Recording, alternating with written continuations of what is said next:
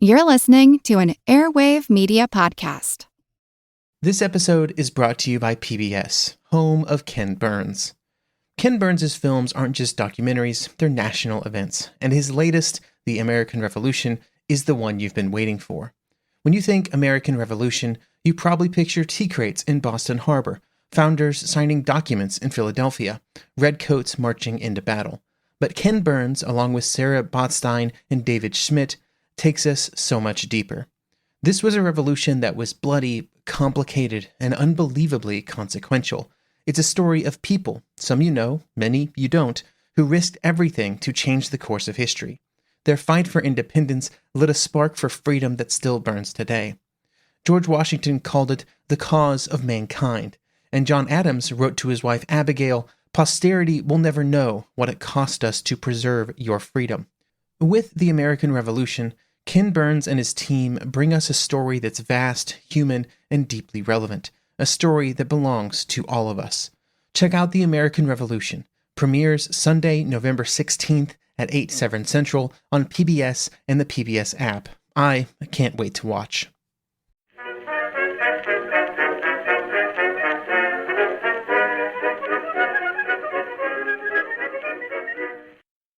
Hello everyone and welcome to History of the Second World War, episode 239, North Africa 1940 Part 3, Italian Attacks. This week, a big thank you goes out to Martin for supporting the podcast by becoming a member. Members get access to ad-free versions of all of the podcast episodes, plus special member-only episodes released roughly once a month. Head on over to historyofthesecondworldwar.com/members to find out more. One of the major differences between the North African theater when compared to other areas of the war that we have discussed so far is the fact that when the war started, neither side was ready to launch some kind of offensive. For the Italians and British, their immediate focus was still on France, with the collapse of French resistance being a very real concern for the British and seen as a major opportunity for the Italians to attack into southern France. This meant that for the first months of the war, neither side was going to launch any kind of large attack in the desert, and any major effort would take months to prepare for either side. There would be some fighting in the early weeks and months, but these were limited to smaller raids and were mostly designed to be a nuisance to the enemy, rather than to decisively change the overall situation in North Africa. This episode will cover these smaller efforts before discussing the first major Italian attacks of the war, which would go well, but were limited in their ability to advance across the desert. The fighting in Africa was also not limited just to the relatively small area of North Africa along the Egyptian and Libyan borders, and there would also be some fighting that would occur in the areas broadly classified as East Africa, where Italian and British forces would face off in a war that would be very different to what was happening in other areas of the world in 1940.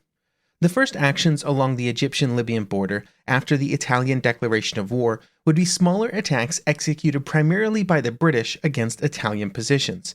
These often started out as small efforts completed by groups like B Squadron of the 11th Hussars, which attacked a group of Italian forces with just 2 armored cars. The British unit was led by 2nd Lieutenant Warren Gape, and he moved in to attack the Italians near Nezuit Gerba on June 16th.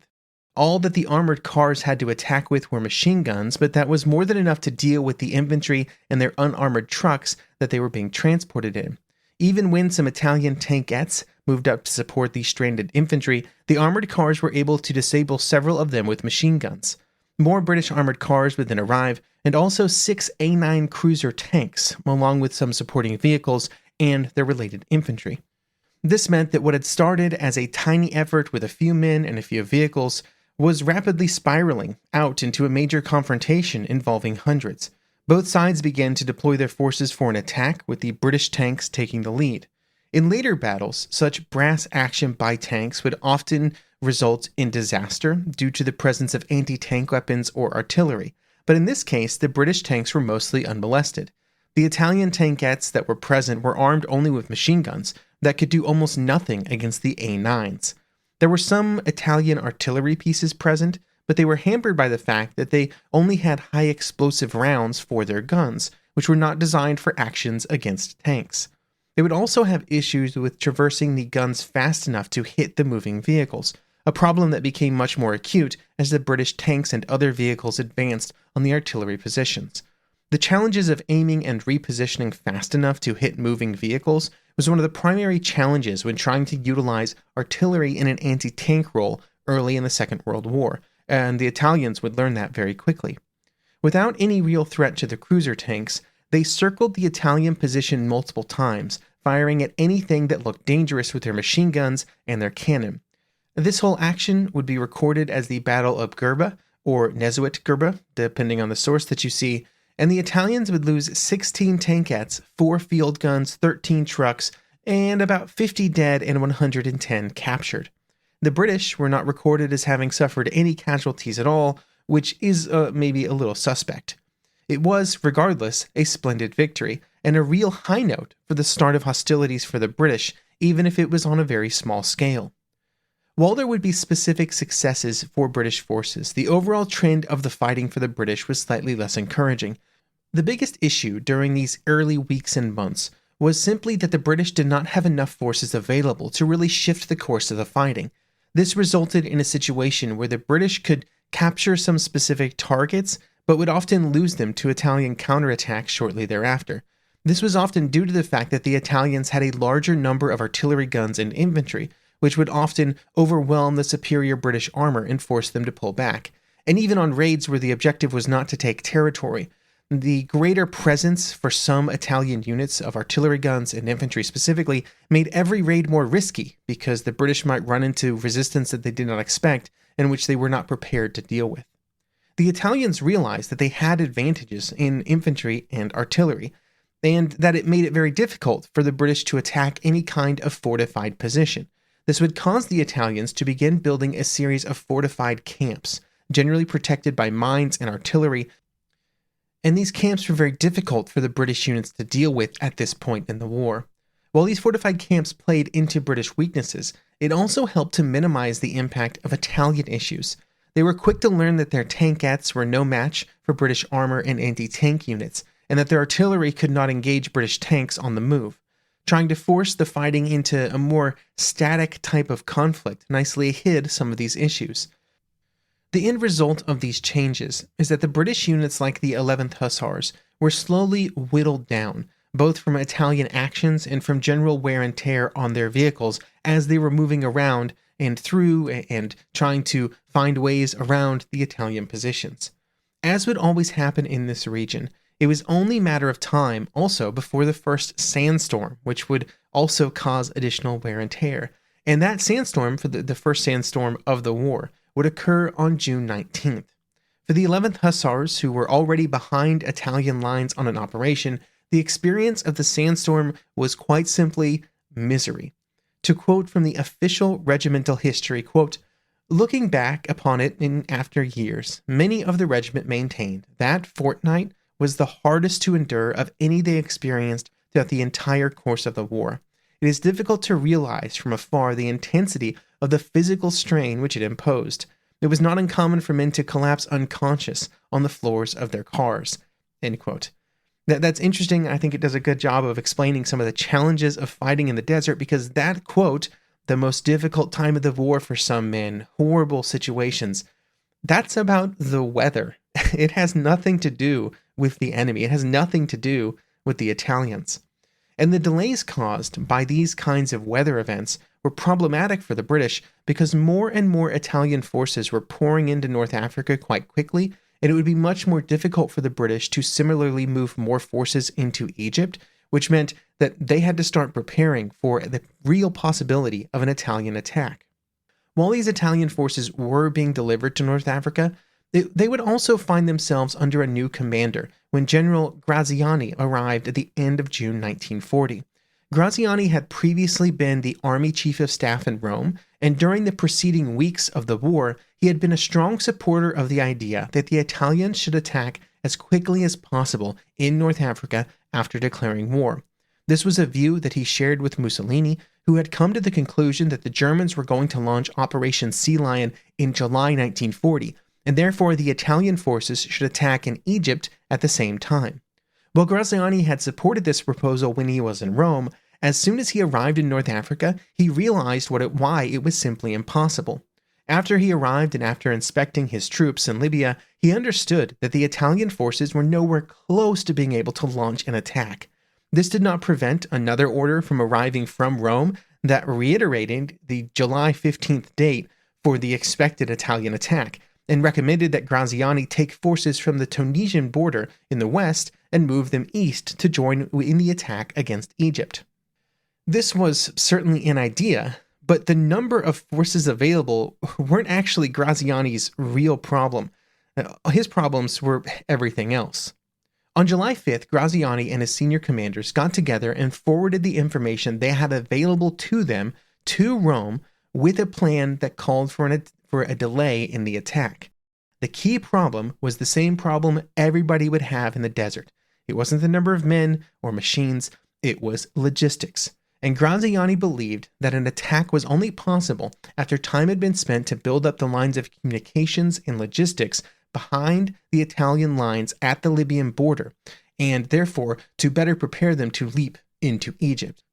During this delay, the Italian forces would also work on training and overall equipment readiness, as many of the newly arriving forces were not prepared for war in the desert. The delays forced upon the Italian plans were not welcomed back in Rome, with Mussolini and other Italian leaders being quite disappointed, and it being just another in a series of Italian misfortunes that had plagued all of their efforts since the start of the war. At least in this case, they didn't fail in an attack, they simply were delaying it into the future. After Graziani's arrival in Egypt, he also changed another part of the plans. He didn't just delay them, but he also reduced their goals and their expected outcomes. The actual extent of Graziani's new plans, which he had made with the commander of the 10th Army, which was on the Egyptian border, were driven by what he believed was possible, not what previous plans had wanted. Garibaldi, the commander of the 10th Army, well, his forces would be the forces that would actually attack into Egypt, and he believed that the only way for it to be successful would be to maintain a limited series of advances. It would certainly not be a hard charge to the Nile, and instead the plan was to try and reach Sidi Barini, which was about 100 kilometers into Egypt, and less than a quarter of the way to Alexandria. Once Garibaldi's forces reached that objective, their goal was to then stop and prepare defenses in the area to hold back any British counterattacks, while also preparing for the next leap forward. Most of July and August would be spent on preparing for this move, with one of the key components being a major convoy that arrived in Tripoli on July 27th. It took time for this convoy to unload due to port constraints that would plague the Italian and later German war efforts in this theater. One of the topics that is rarely discussed in warfare is the throughput of port facilities. And for the Italians in North Africa, the throughput of Tripoli and Benghazi were critical. It took time to unload large cargo vessels, as you might expect. And so often, the most important question was how many could be unloaded simultaneously and in parallel. For Tripoli, that number was 5. For Benghazi, that number was 3. Meaning that between both of them, they could unload about 70,000 tons of supplies per month. That number, 70,000 tons, pretty hard to put into context or to have a mental picture of, but in general, an Italian division required somewhere around 4,000 tons per month, which meant that at absolute maximum, assuming no other constraints, the Italians could support 17 Italian divisions in North Africa, but there would already be 14 divisions in the theater by late 1940, and there were many other constraints on supplies. First of all, troop transports also took up some available port space as more units and replacement manpower were brought in, but the biggest problem was that the ports were both 1,500 kilometers from the Egyptian border, with Tripoli being 1,000 kilometers further than that, 2,500 kilometers. This meant that all of those supplies that were unloaded had to begin their slow trip to the front, the vast majority of which had to be done by road transport. And near the front, there was precisely one road. This slowed delivery and made it difficult to build up the required stores near the front of the attack. By the second week of August, Mussolini's impatience was growing, and he would send a message to Graziani on August 10th, emphasizing the importance of the Italian attack, not so much because of what it could achieve in Egypt, but by what it could gain Italy in the war. Quote, "The invasion of Great Britain has been decided on, Its preparations are in the course of completion, and it will take place. Concerning the date, it could be within a week or within a month.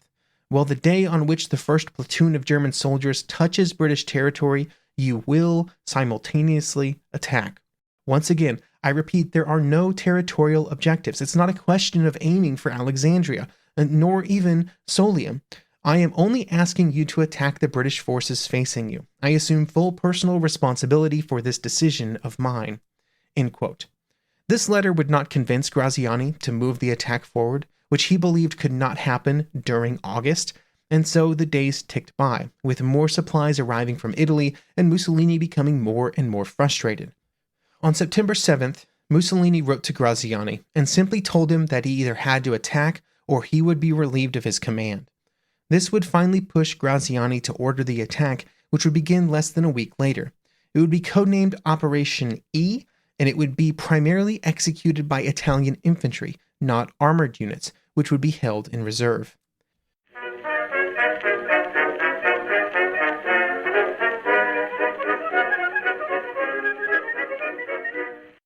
This episode is brought to you by PBS, home of Ken Burns. Ken Burns' films aren't just documentaries, they're national events, and his latest, The American Revolution, is the one you've been waiting for. When you think American Revolution, you probably picture tea crates in Boston Harbor, founders signing documents in Philadelphia, redcoats marching into battle. But Ken Burns, along with Sarah Botstein and David Schmidt, takes us so much deeper. This was a revolution that was bloody, complicated, and unbelievably consequential. It's a story of people, some you know, many you don't, who risked everything to change the course of history. Their fight for independence lit a spark for freedom that still burns today. George Washington called it the cause of mankind, and John Adams wrote to his wife Abigail, "Posterity will never know what it cost us to preserve your freedom." With the American Revolution, Ken Burns and his team bring us a story that's vast, human, and deeply relevant. A story that belongs to all of us. Check out The American Revolution. Premieres Sunday, November 16th at 8, 7 Central on PBS and the PBS app. I can't wait to watch. This episode is brought to you by Netflix. This Monday night, witness the end of an era. John Cena takes center stage for his final appearance ever on Monday Night Raw.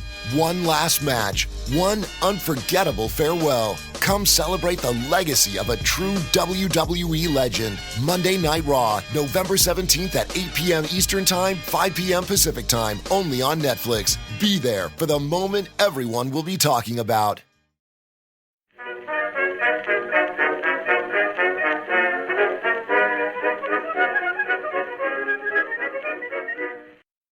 The attack would begin on September 13th, with the troops of Garibaldi's 10th Army beginning their advance into Egypt. The attack was not really a secret, though, and in fact it had been announced on Radio Rome before it even started, in what I have to believe is one of the very few cases during the war where a nation simply broadcast to the world an attack that was planned to start in the future. At the front, it kind of turned into a bit of a debacle. Vehicle breakdowns were very common, mostly due to overheating. There were multiple instances where units that were in the attack got lost in the desert. Now, issues with vehicles would simply cause supply issues, but did not greatly change the overall course of the advance. Garibaldi was already planning a very slow and methodical advance, with the infantry setting the pace. This meant that Italian forces only moved forward at roughly a walking pace, as most of the infantry did not have transport. This meant that even when vehicles broke down, there was often time to repair them. They also, importantly, ran into very little resistance. By the time that the attack started, the Italians heavily outnumbered the British forces on the border, which at this time were very sparse. This meant that the Italian artillery bombardments often simply churned up sand, and due to the slow pace of advance, any advanced scouting parties that were in the path of the advance had plenty of time to withdraw. As they did so, they were often able to activate any mines that were needed to be prepared for the Italian advance, with mines being one of the primary causes of damage and casualties for the Italians during this attack. The slow pace of advance also gave the British time to do things like lob a few artillery shells at Italian vehicles before they packed up their artillery guns, or to call in RAF bombers to attack the long lines of Italian trucks. The Blenheims hit them with bombs, and old Gladiators used their machine guns. With the roads in the area being so limited, every vehicle that was knocked out caused a traffic problem, both for the vehicles that followed behind along with the infantry that were moving along with them. The first target for the Italian advance was the town of Solium, which was only about 10 kilometers from the border. Given its position, it was defended by a single platoon of the 3rd Battalion Coldstream Guards. They had primarily been in place to watch the border for just such an Italian attack, and as soon as they saw what was happening, they reported in, packed up their radio, and were on their way. After Solium was reached, the Italian advance continued towards Sidi Barini. In the roughly 100 kilometers between Solium and Sidi Barini, a certain rhythm of battle would take hold, as the British defenders, around 3 battalions of infantry and artillery, did what they could to slow the advance of the Italian attack, which was made up of around 5 full divisions. Generally, the British infantry would retreat with the artillery in front of them. They would pick a good spot, the infantry would take up defensive positions, while the artillery fired on the Italians. The fire would slow the Italian advance, but had no hope of stopping it. The British artillery fire would then force the Italians to widen their attack, to move off the roads, to spread out a little bit, and this would reduce the effectiveness of the British artillery, while also making it more dangerous for the British to stay in their positions. Before the danger became too great, the British would simply slip away to the east, where they would later do this same thing all over again. This cycle repeated itself many times, at least until the British artillery ran out of ammunition, at which point the longer retreat began, first to Sidi Barini and then towards Mursa. On the afternoon of September 16th, the leading elements of the Italian forces reached Sidi Barini, and while there would be some advances to the north and to the south, Sidi Barini was about as far east as the attack would go. Garibaldi ordered his troops to begin setting up defensive positions, while many of his men got down to solving the ever-present supply problems. The most immediate problem, as ever, was water, a problem that the British had partially caused by poisoning the wells around Sidi Barini. This meant that all of the water required to support the Italian forces had to be transported in from across the border on trucks. To try and solve some of these issues, the Italian forces under Garibaldi would spend the next 3 months building out the supply links between Libya and their new forward positions, while at the same time continuing to improve those forward defensive positions to prevent the British from attacking. On the supply side, road construction began immediately, and also, just as importantly, water pipes began to be extended. I cannot emphasize how important these water pipes were, and would continue to be for any force in North Africa over the following 3 years of the war. Water was essential, and pipes were the only good way to get it forward in any meaningful volume, and so the closer those pipes were to the front lines, the better. On the forward end of the defenses, a core part of the defenses was the Italian defensive camp. 7 defensive camps would be created, each with their own set of anti-tank ditches, minefields, and other fortifications. The defensive camp structure was favorable in the desert because it concentrated both the men and their supplies into an area protected by all-around fortifications. This allowed supplies to be built up to support the defenders in case of an enemy attack. While the supply issues were important, Garibaldi was also convinced that the British had a substantial armored force that could attack at any moment. What he did not know is that the Italians heavily outnumbered anything available to Wavell and to the British. And in fact, Wavell did not plan to offer any kind of resistance against Italian attacks into Sidi Barini, and certainly didn't plan to in the immediate aftermath. He only really planned to mount a defense further to the east, around Mursa.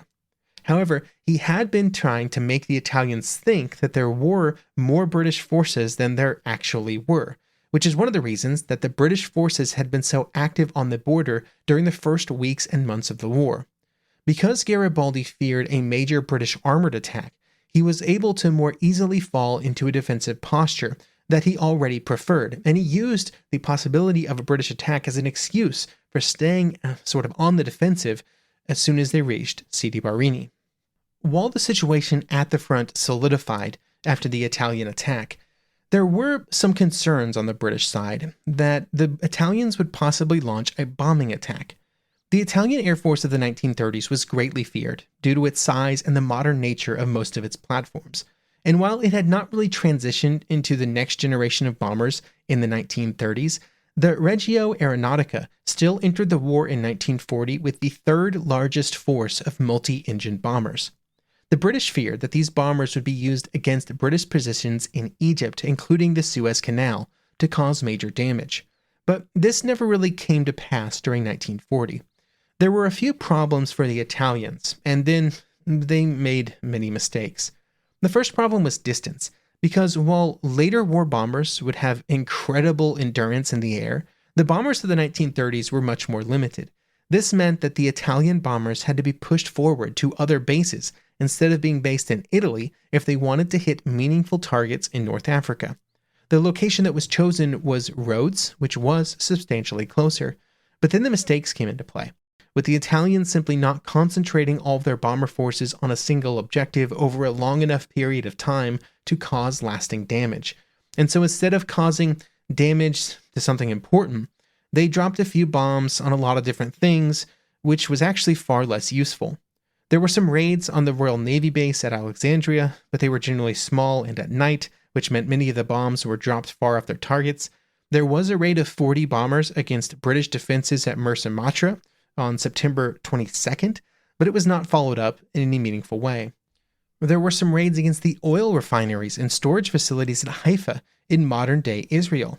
That did cause some real damage to those facilities, particularly against the storage tanks. This damage then started fires, which were always problematic in oil refineries. But the bombing of the targets did not continue, and so it was eventually repaired. There were also many raids over Malta, which would be the focal point of effort for the Italian Air Force during the Mediterranean campaign. But Malta will be its own story on the podcast. I will just say that during these early phases, the bombing raids were often nighttime raids where small groups or even single bombers would drop their bombs against large targets like the Grand Harbor in the hopes of hitting something. Sometimes they did. Most of the time, they didn't. I bring up all these examples to make it clear that the Italians could bomb things. They could put bombs on target in relatively the correct area. They just didn't necessarily have a strategic bombing strategy or any unifying purpose for these efforts, and it made most of them kind of worthless. And there can be many criticisms of how the Italians handled their bombing squadrons during this time, but there was also the unavoidable problem of the lack of industrial capacity to make good on losses. This meant that any bombers lost could not be easily replaced, and in the long run, this made any real success problematic, because, as would be shown in other theaters, there would always be a major attrition risk during any sustained and substantial bombing effort, and as a nation and air force to be successful meant winning that battle of attrition, and the Italians simply could not do that. Also away from the troops in the Western Desert, and there will be an entire episode focused on the events of East Africa during 1940 later in this series, but it is worth briefly discussing the actions during the early months of the war, in that distant theater, I guess you could say. One of the key events of the 1930s was the Italian invasion and occupation of Abyssinia in modern-day Ethiopia and Eritrea, and it would be from those captured territories that they would stage their attacks against the British-controlled territories of British Somaliland and Sudan. Early in July, the first Italian forces under the overall command of the Duke of Aosta would cross the Sudanese border and attack Kassala. The Italian forces, which involved some light tanks and armored cars and artillery, easily overwhelmed the small defensive force that was at Kassala, which was forced to retreat to the next village at Butana Bridge. Another Italian force would cross the border at Galabat, and again force the small border defense force to flee. In both cases, the goal was not to launch an Italian invasion of the Sudan, but instead simply to put Italian forces in position to defend the border, while the real focus of the Italian efforts was made against British Somaliland. And due to their occupation of Abyssinia, the Italian forces were able to surround British Somaliland on three sides, although they would critically not be able to control the coastal areas. The greatest challenge for the British defenders was the fact that they would be massively outnumbered. The British forces were only around 5 battalions of various types, while the Italians had 5 times that number. While the attack started on August 5th, all the defenders could really do was mount a slow, steady retreat to the coast. Various positions were fortified, but they were always pushed back as soon as the Italians arrived. The result was that on the 15th of August, when it was clear that there was nothing more that could be done, the decision was made simply to evacuate. The colonial units from Somaliland were given the choice of evacuating with the British or simply disbanding. Most of them chose to disband, simply going home with their weapons. The rest of the British forces and thousands of civilians would be evacuated over the following days. The Italians were victorious, achieving their objectives, but at a much greater cost than they hoped. They would suffer around 2,000 casualties, while the British forces only suffered around 250. But it was still a positive start for the Italians in East Africa, with the victory celebrated widely as one of the few purely Italian successes during this time. And the Italians, let's be honest, would not have a ton of purely Italian successes to write about in later years. Unfortunately, the longer trends of the war in this theater would be far from ideal for the Italian forces in East Africa, as even as they were victorious in Somaliland, the power and resources of the British Empire, and particularly that of India, were already being gathered and were on their way to reinforce the scant British forces in other areas around Abyssinia. And you can look forward to the full story of those operations and those efforts and those forces in the 8th part of the North Africa 1940 series, which will be coming your way in about a month. And while that's in the future, next week the podcast will cover the buildup of British forces in the Western Desert after the Italian attacks that were covered in this episode. And while Mussolini got really angry at Graziani for his continued delay of the Italian attack, Churchill would get angry at Wavell for basically exactly the same reasons.